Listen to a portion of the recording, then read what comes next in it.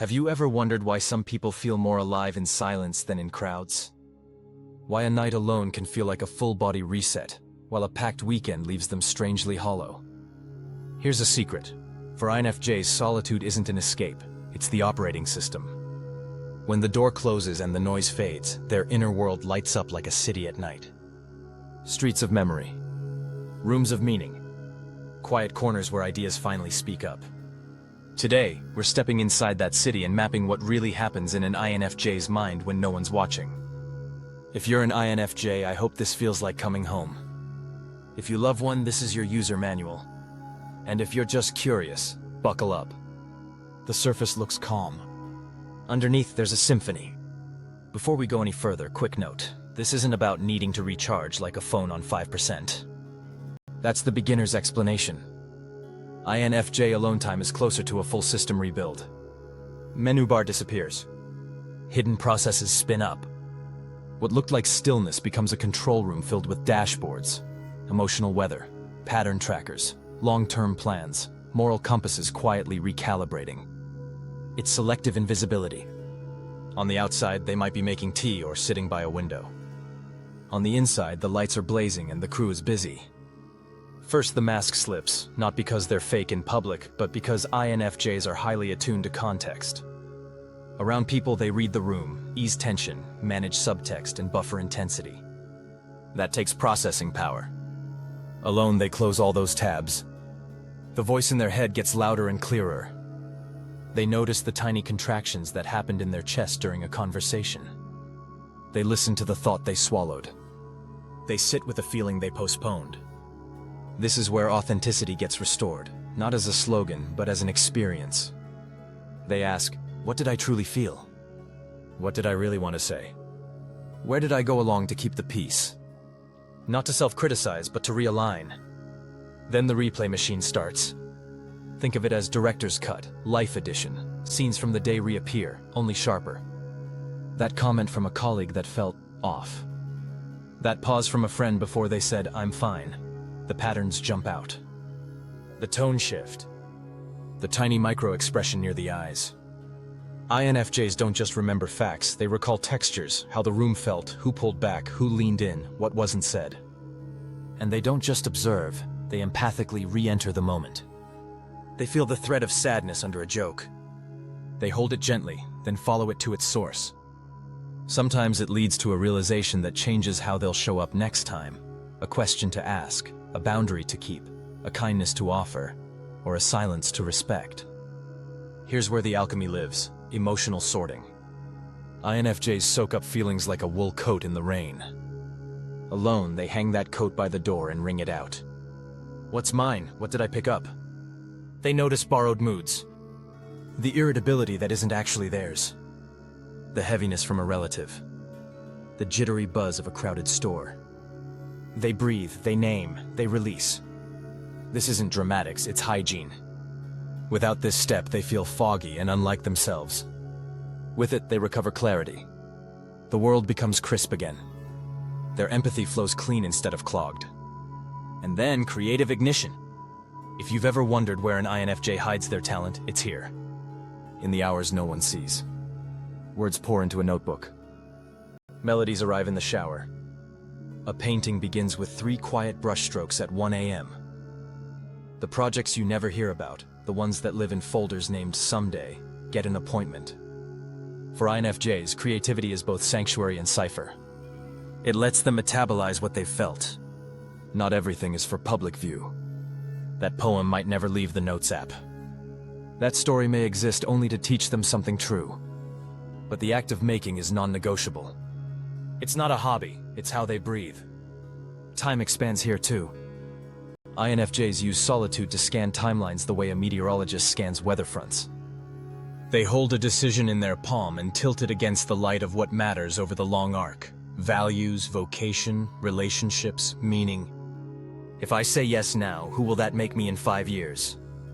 If I move, what part of me will grow? What might wither? This isn't indecision, it's reverence for consequence. And because they've run the simulations, they can appear surprisingly calm when plans change. They already visited Plan B, Plan H, and Plan Q in their mind.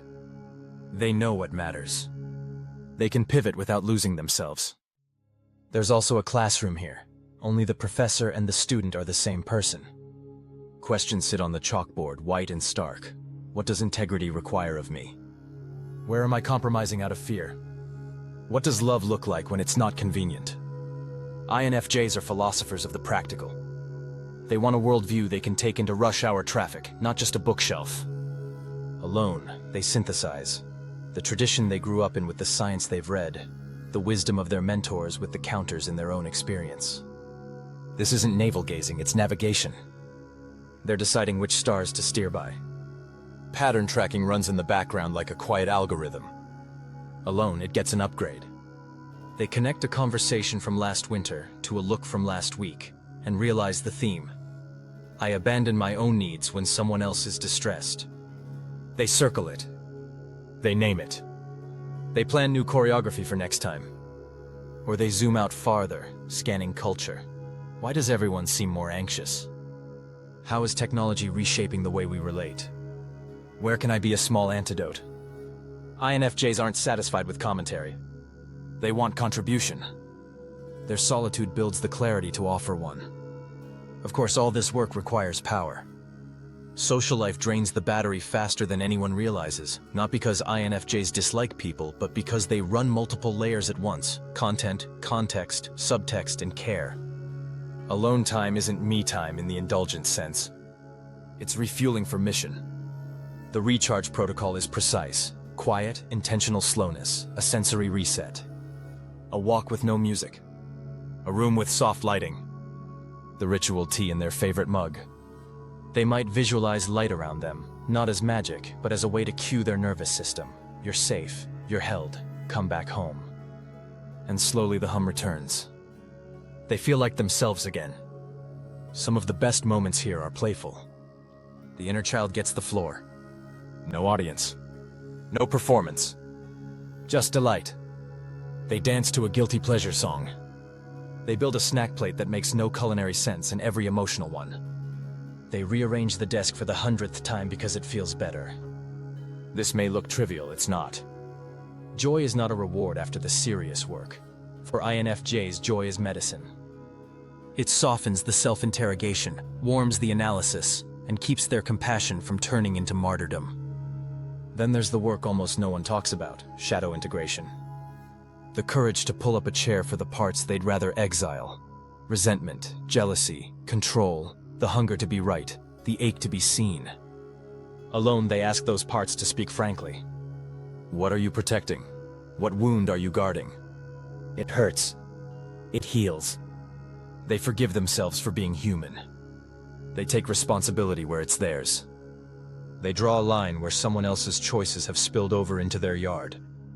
And little by little, the fragmented selves knit together. Not perfect. Whole. Memory becomes a cathedral. INFJs walk the aisles and visit old pews. They re-encounter scenes from childhood, this time as the adult who can comfort the child they were. They revisit a breakup, not to reopen the wound, but to retrieve the wisdom. They see the moment they first learned to go quiet to keep peace and place a hand on that younger shoulder. Thank you for surviving. I'll take it from here. These pilgrimages aren't about living in the past. They're about freeing the present. Every time they retrieve a piece of themselves, the future gets lighter. Boundaries get planned here too. INFJs can be generous to a fault.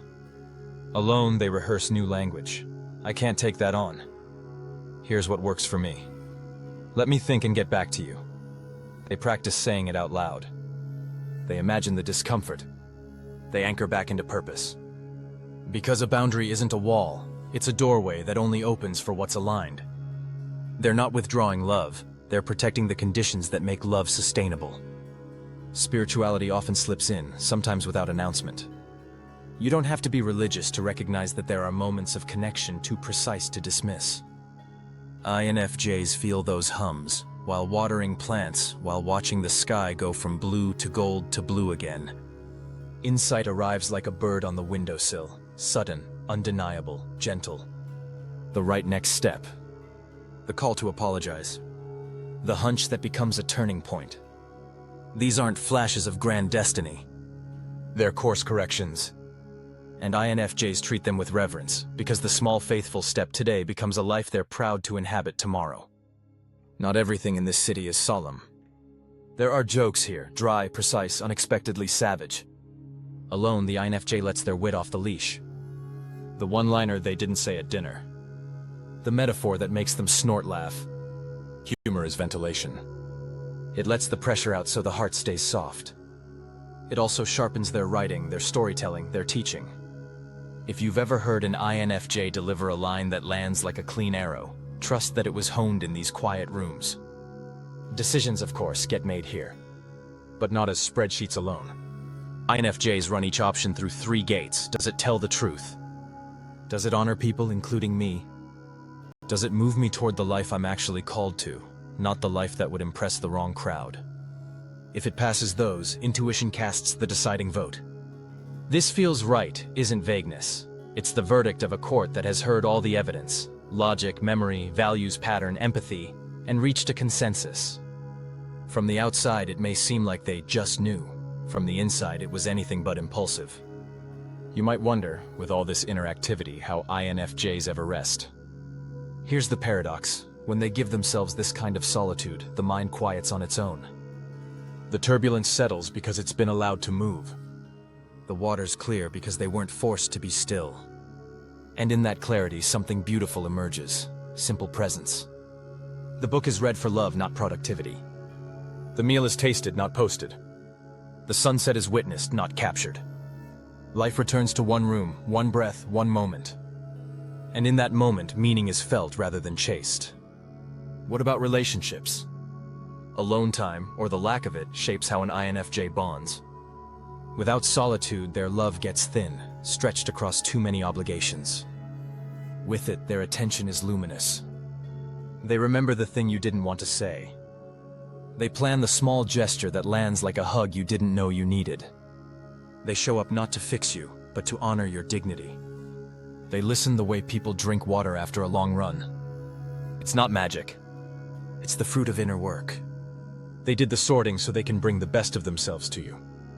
If you're an INFJ, here's your gentle invitation. Protect this city. Put it on the calendar the way you would a doctor's appointment. Close the laptop before your energy screams. Walk even when part of you says, just push through. Start the project that keeps tapping your shoulder. Write the letter you've been composing in your head for months. Say the boundary sentence exactly as you practiced. Pause after you say it. Breathe. You will not be abandoned for honoring yourself. The people who love you will adjust to the truer you, and you'll love them better from that place. If you love an INFJ, here's the secret handshake. Don't take the disappearing personally. Think of it like a musician tuning their instrument. Would you want a violinist to play a concert with snapped strings? Give them the space, and when they return, you'll feel the difference. Ask open questions rather than pushing for fast answers. What would feel restorative today goes farther than, why are you so quiet?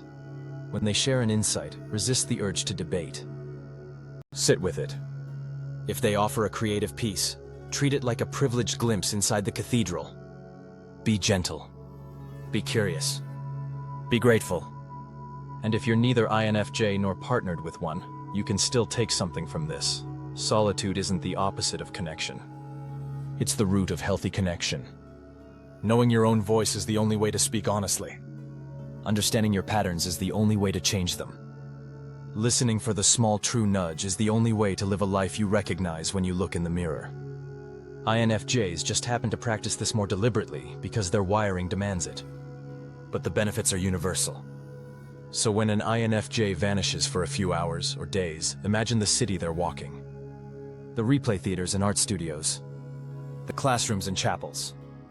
The repair shops where empathy gets cleaned, where boundaries get measured, where courage gets sharpened. They're not hiding. They're building. They're not rejecting the world.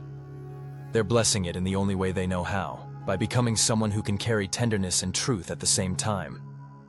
Here's the final image I want you to keep. An INFJ stands at a window with a mug that's finally the right temperature. Outside, the neighborhood ticks along. Cars, dogs, laundry lines. Inside, something clicks into place.